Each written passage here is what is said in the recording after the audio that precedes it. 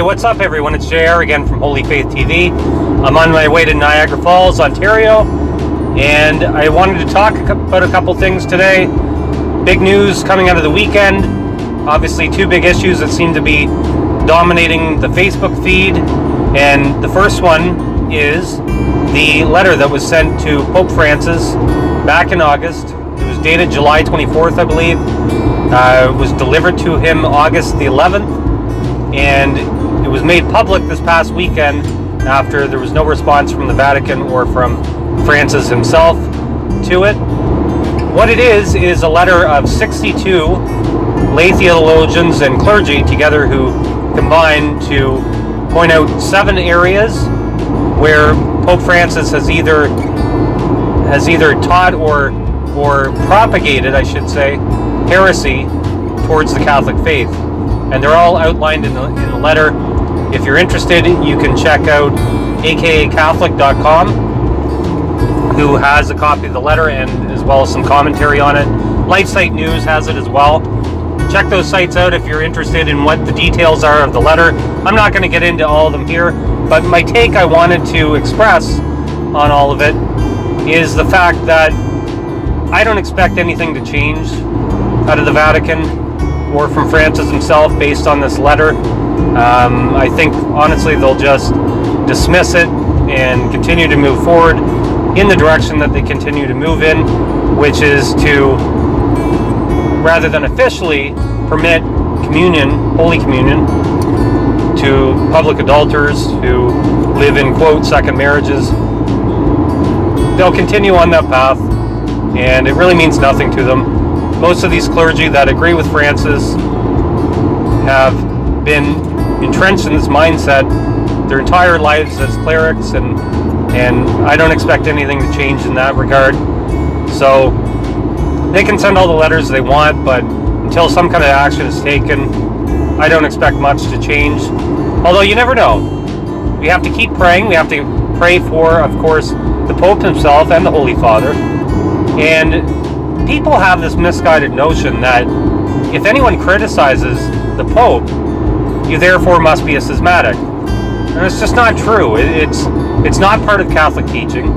And I have yet to see anybody actually point out to me where this is part of the dogma of the faith, that any criticism whatsoever of a Pope in things that he teaches as his private opinions and does not issue forth as disciplinary matters is somehow schismatic. There's obviously people out there that really love the Pope, and I get that. I mean, as Catholics, we should love the Pontiff. We should respect his office. We should do everything to execute his will. But what if his will goes against the express teaching of the Church, the dogmatic teachings of the faith? What do we do in that case? Well, St. Robert Bellarmine says that we should actually hinder his will in that case if he tries to openly destroy the Church. So people can label me as a schismatic. I've lost a number of friends on Facebook today, and you know what? It doesn't really bother me because of the fact that I'm convinced that that is the correct position. That's the Catholic position, is to point out the errors of the Holy Father, or anybody around him for that matter, even a bishop, when he strays from the faith. Now, I'm not saying that he is he's not condemned formally as a heretic. I never claimed that. And many people cannot make that distinction. They can't make the distinction that, I'm not saying that until the Church judges him as a heretic, and there's several different theories on how that's done, until the Church does that, I'm not going to say that Francis is judged as a heretic. But certainly Catholics can judge the teaching of the faith versus what a Pope says. Holy tradition is the measure of the Pope. The magisterium obviously has authority to determine what is tradition and what is not. But we can read for ourselves what tradition is. What's the traditional teaching of the Church and what it isn't. So when the Pope speaks with his private judgment, so if the Pope speaks infallibly, or if he also speaks infallibly through his ordinary magisterium whenever he conforms to tradition. But in his private opinions, there's been several popes that have been judged as heretics in the history of the church. So if you think that whatever the Pope says, whatever the Pope does, if you think that that necessarily is part of the infallible teaching of the church, then you're severely mistaken, because as history demonstrates, you would have to completely whitewash all of history in order to make that teaching true, and it just isn't. It's just not part of the teaching of the church. So you'll see some people out there that think that you're being a schismatic whenever you criticize the Pope, and as I said, it's not true. And in fact, you're actually, the saints and doctors have said that you should criticize the Pope, and obviously we do it in a respectful manner. We don't do it in a sense of, we don't immediately rush to judgment and condemn somebody as a formal heretic just because of the fact that we believe that what they're teaching is heresy. There could be a number of reasons why. We don't judge the personal intention of a superior when we hear something coming out of them as heresy. But this notion that a Catholic cannot tell the difference between heresy and orthodoxy, even St. Paul himself says that if he himself or an angel from heaven come to you with any other gospel other than the one that that has already been preached, then you're not to listen to him. I'm paraphrasing there, but that's the truth of the matter.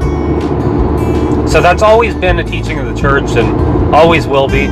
And as I said before, several popes have been judged to be heretics, and that should not shake the faith of any Catholic whatsoever.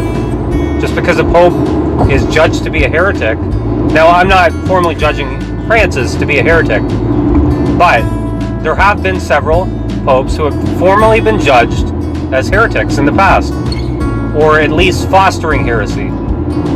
So that shouldn't shake the faith of any Catholic. The Pope, in his office, he assumes the office of Peter, but that doesn't mean that everything he says and does is part of magisterial teaching, as was the case with Pope Honorius.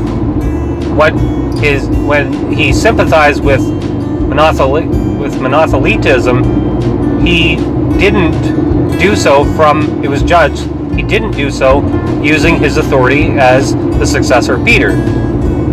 So I'm not going to comment anymore on the subject. I think most people get where I'm coming from.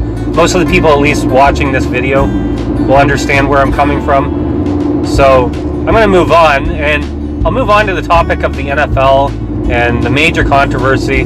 It's a huge story, obviously. There are a lot of football fans in America who are quite upset with what's going on. So as you saw this past Friday, President Trump criticized the players that are kneeling during the national anthem. And then this past weekend, because of that criticism, many teams and many players did the same thing, often locking arms in unity, etc., etc. And all I have to say to it is, a person can do whatever they want. These professional athletes, they can do whatever they want. The NFL, as far as I'm aware, has a policy that they have to stand during the national anthem out of respect. Obviously, they're not enforcing it, and Colin Kaepernick obviously started this trend. But I'm so done with professional sports that, to me, I just don't even want to exhaust the mental energy to even think about it or comment on the subject on social media or anywhere like that. Professional sports has been heading in a leftward direction for quite some time now. And I say, if you're actually offended with it, put your money where your mouth is. Cut the cord, stop watching them, and move on. There's so many better things you can be doing with your time. Or at the very least, go and support local sports. Go and watch high school football. It's probably a lot more entertaining. The NFL is pretty boring these days. Most professional sports are. It's the same thing year after year after year, and it's become a tool of social justice warriors. who want to further propagate their aims. It's been taken over all by owners who sympathize with the left-wing agenda, and honestly, it's just not something that's even worth spending a lot of your time on. Just cut the cord, get rid of these guys, put your money where your mouth is, show them who actually runs your country and who actually is the people of influence. That's the problem. These people, they think that they're beyond, the people that pay their salaries, which are the fans at the end of the day. The fans pay their salaries. It's the people that go out and they spend big money on these tickets, and every year their prices, they keep increasing, and their merchandise, they just try to sell more and more and more. Their concessions are ridiculously overpriced. You go to an NHL game, or you go to a Major League Baseball game, or go to any of the major sports, any of the 5 major sports at least anyway, and you're going to spend an arm and a leg. I personally would rather go to minor league games. I find them far more entertaining, and I find the quality of play is often a lot better, and you don't see all these big egos like you see in the NFL or in the NBA and every other sport. You don't see all these big egos, and you see an actual game where it's sports the way that sports is meant to be. A lot of these athletes now, they're in the same class now as celebrities in Hollywood. They don't care about you. All they care about, they'll sit out a full season, because they're arguing over a couple of $1 million or whatnot.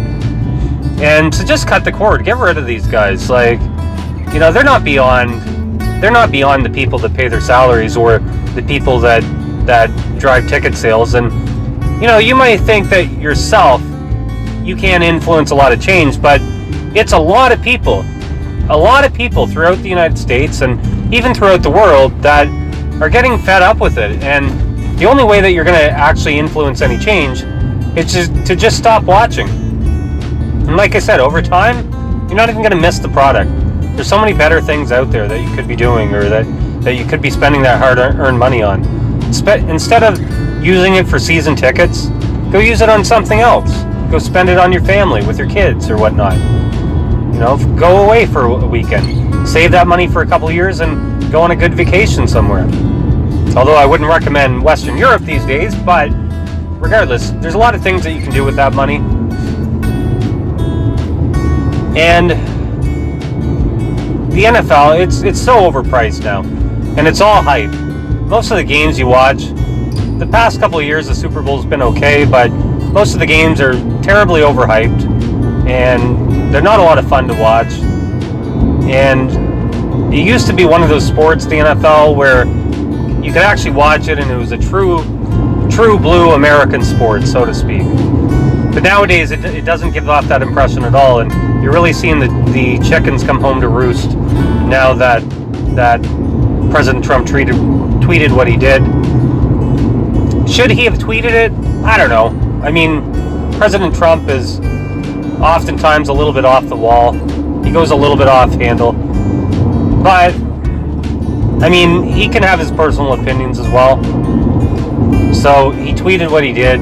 Whether you think it was wrong or right, the reaction to it is just over the top. And that's all I want to say about that.